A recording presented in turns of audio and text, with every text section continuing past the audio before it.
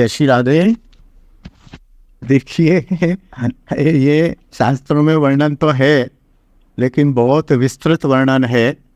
गरुड़ पुराण आदि में भी है और शास्त्रों में भी है। मेरा विशेष अध्ययन नहीं है, लेकिन फिर भी स्मृति के आधार पर संक्षेप में आपसे निवेदन कर रहा हूँ। सभी प्राणियों की मृत्यु एक सी नहीं होती। अन्ते मति सा गति। जीवन भर जैसा प्राणी होता है, जैसा उसका कर्म होता है, जैसा उसका व्यवहार होता है, जैसा उसका आचरण होता है, वैसी ही उसकी मृत्यु होती है और वैसे ही दूत उसको लेने आते हैं। दूतों के भी बहुत स्तर हैं। प्राणी की स्थिति के अनुसार दूत आते हैं। बहुत सारे यमदूत हैं जो बड़े भयावने हैं। प्राय भयावने यमदूत को देखकर जीव का मलमूत्र निकल जाता है। मलमूत्र यदि निकला हुआ हो तो समझ लेना इसको भयावना यमदूत लेने आया है, क्योंकि हमें नहीं दिखता है, उस जाने वाले जीव को यमदूत दिखता है। कुछ सामान्य भी यमदूत हैं, वो भयावने नहीं होते हैं।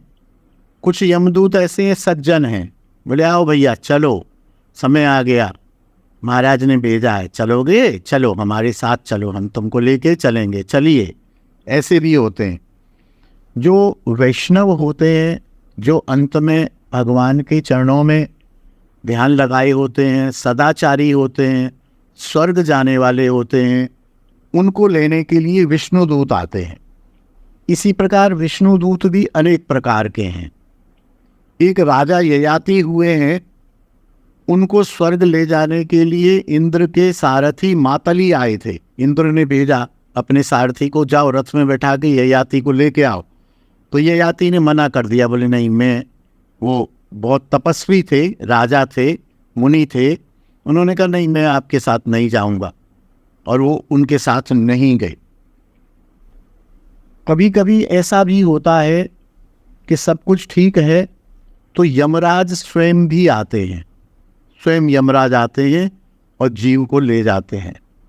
कभी कभी धर्मराज, मतलब नरक में लेने के लिए यमराज आते हैं, और वही उनके सिक्के का दूसरा पहलू है, स्वर्ग में लेने के लिए धर्मराज स्वयं भी आते हैं। कोई यदि अच्छा जीव होता है तो अपने परिकरों के साथ भी आते हैं, स्वयं भी आते हैं।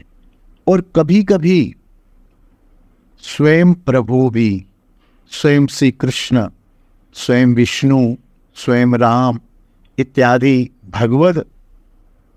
भगवान स्वयं अपने परिकरों के साथ भी लेने आते हैं। शास्त्र में ऐसी अनेक कथाएं वर्णन हैं। लेकिन इसमें ये ध्यान रखना है, जो तिर्यक योनि है, जैसे पशु हैं, पक्षी हैं, चींटी है, चूहा है, हाथी है, घोड़ा है, इनके प्राण हरने के लिए कोई यमदूत नहीं आता है। इनके अनेक, क्योंकि ये 84 लाख योनियों में भटकना होता है, हर बार इनको ले जाएं, हर बार छोड़े, ऐसा नहीं होता है। इनका एक शेड्यूल निश्चित होता है कि तुमने 200 जन्म लेने, तो एक जन्म में ये मरता है। जैसे कुत्ता है, चिड़िया है, मरती है, तुरंत दूसरे किसी कीड़े का जन्म ले लेती है। जिस कीड़े को खाया ये उसका जन्म ले लेती है, फिर चिड़िया इसको खाती है। तो ऐसे ही तुरंत ये मरने के बाद यहीं पृथ्वी पर ही एक के बाद एक, एक के बाद एक, एक के बाद एक जन्म लेते रहते हैं, और इनके लिए कोई यमदूत नहीं आता है। अनेक जन्म ये इसी प्रकार यहाँ गुजार देते हैं, और ये ऊपर के लोकों में या नीचे के लोकों में नहीं जाते हैं। कहीं अंत में कोई संत कृपा हो गई, वैष्णव कृपा हो गई, कोई इनका पुण्य जागृत हो गया, या कोई घोर पाप जागृत हो गया, तो ये नरक में जाते हैं, अथवा ये स्वर्ग में जाते हैं, अथवा ये भजन में लग जाते हैं, जो भी इनका प्रारब्ध होता है।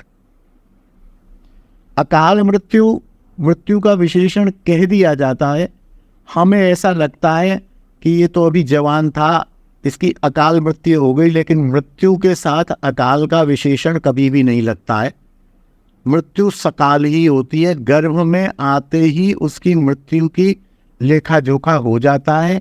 वो कहाँ मरेगा, कैसे मरेगा, कब मरेगा, ये निश्चित हो जाता है।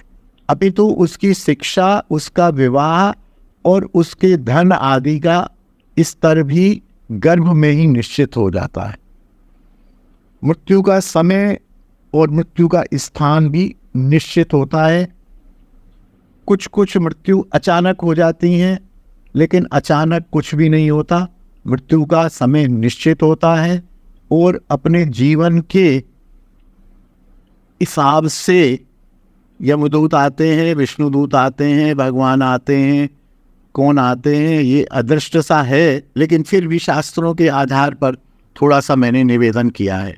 जय श्री राधे, जय निताई। बोल हरि बोल हरि बोल हरि बोल हरि बोल हरि बोल हरि बोल हरि बोल हरि बोल हरि बोल हरि